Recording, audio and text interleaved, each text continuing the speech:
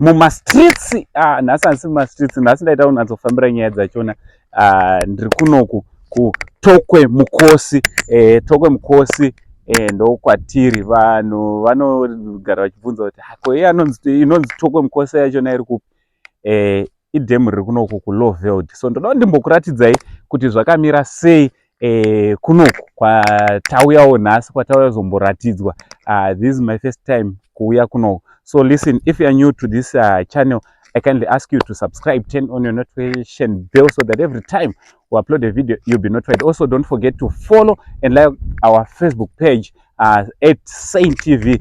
Also, moba follow pa IG account yedu pa IG. So apa pamuri kuona ndo paibviswa matombo ainovakiswa demo rekuTokwe Mukosi.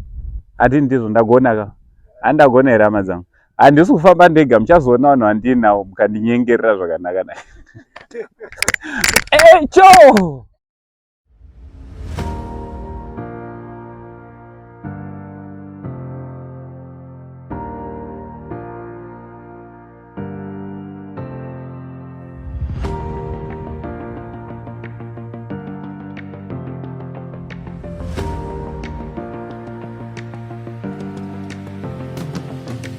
Nhasi ndiri kunoku kuTokwe Mukosi. Ndanga siri kutoziva kutoti Tokwe Mukosi mazita e2 nzizi kana ma2 rivers akazoita rinonzi Tokwe Mukosi dam. Handiti ndatozoudzwawo naelder vangu vandinawo panapa. Handiti naelder vangu. Nhasi ndina maitari. You remember maitari, maposter ndakambopost about maiguru vangu maitari. Handiti so today I have Mr. Menga vanova vabatariro vachona namaitari. Handiti Bullets.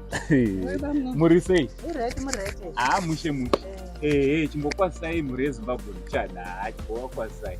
Nokwasai mhuri yeZimbabwe kwese kwamuri makadiniko? Ndo mama vachona ivavo. Tatopedza. So handiti mudhara vachona ava vari panapa, ava ndo vanonzi babatari. Handiti rotori brand name. Mozva kuti motanga udya mari nongonzi babatari. Yeah. So today I'm introducing to you kwandiri havasingori elder brother. Handiti ndo vandori mudhara vangu ivava. Handiti vandori mudhara vangu ndibaba vangu Mr. Menga. Makasimba here? Tiripo makadiwo angu.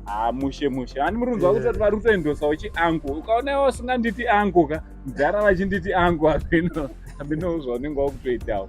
Yeah. So mhuri yeZimbabwe mungasangana nayo. Makadini mhuri yeZimbabwe? Tokwasai mukose kwamuri. Tisambovhakacha hedu naangu tizovaratidza Tokwe Mukosi dam. Yeah. Dam riri kuLowveld. Alright. Ndoma munowanikwa mvura inodiridza nzimbe dzose dziri kuHipo Valley neTriangle. Alright. Saka tichimbozovaratidza chiumbwa ichocho chakaumbwa nenyika yedu yeZimbabwe. Alright. So ndimi machinditsanangurira muchiti Tokwe Mukosi marivers 2 anosangana akavharirwa kugadzirwa temu iyi. Ndizvozve tine marivers Kosi inobva nokuku neTokwe inobva nokuku. Saka vakangomavharira vachivharira mvura kuti tizokwanisa kuwana mvura yekudiridzira kuLowveld. Nzimbe dzeLowveld.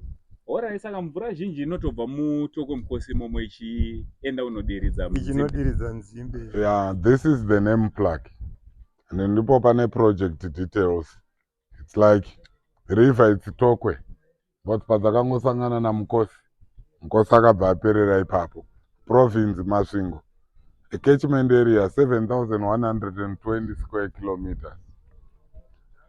Design flood 7,630 cubic meters per second. And type of dam, it's a concrete faced rock fill. Spillway, twin drop inlets and conduits. Combined discharge 1,090. Height of dam 89.2 meters. Depth of water 82.7. FSL, it's full supply level 701.0 meters. Then kuvakira uko ndiyatoti rock reconstruction. Hozi patakaputsa dombo nehora parakasara risina kumira zvakanaka. ndobva taona kuti aiwa vanhu havazofari regai tidzorere dombo paranga riri. Then zvimapaipi izvo ndoatoti mawhip walls takaita kuti mvura ikapinda pataka. There are two. The other one is over that side. It's the same level. Kana dam redu rasvika pa 701.0 it means it's 100% full. Mvura haipindu. Ikangoti 701.1 mvura yototanga kupinda. Same time nekoko because it's same level. Saka our highest level so far it was 703. 703 zvinoreva tatava ne 124%. Yes. Ideri kudzika richienda pasi risati rakona rine 55 meters. Rozotena negradient rondobudirawo. Iro rine diameter 6 meters. Then zvimaseva zvimabreather mvura ichipinda muiwane kufema isaita yellow. Toenda pane ro reredhi ibarricade tine urombo rakasununguka pakaita wevhi rakati wande. Iboundary rezvikepe rinonzi tough boom. Imimi kama mazouya nechikepe chenyu mogumira kuchikomwe mukaona mukasvika padhuze apa rava kuma 703 mukaona ikangokupotesai kuno imi motouyawo tondosangana kuseri. Then Mukosi anobva pakati pechikomo chidiki nechihombe. Tugwi anobva nemuseri. Confluence ndipapo pane boundary. Ndo pakaperera Mukosi. Nenyaya yetechnology, that's why vati riri computerized. Kune computerized hanzi panenge pangoita crack vanogona kuona kuti pakati pacracka.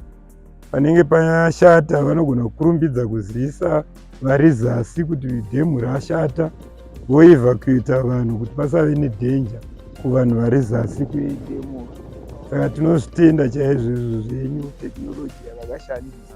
Panapa Tokwe Mukosi Dam rinonzi iro riri 6 times bigger than Lake Chivero. Anditi ava vari kuHarare vanenge vachiti kuHarare ndo kune zvinhu zvihombe. Aiwa, Lake Chivero ridiki pane iri. This one is 6 times bigger than Lake Chivero. Anditi Tokwe Mukosi. And also this dam sezvamanzwa handiti tour guide vedu vachitaura kuti it is computerized. Zvinhu zvachona zvizhinji zvinoitika panapa zviri computerized. So maZimbabweans anokukurudzirai kuti ndo nzvimbo dzekupota tichishanya. Let's bring our families, let's bring our kids.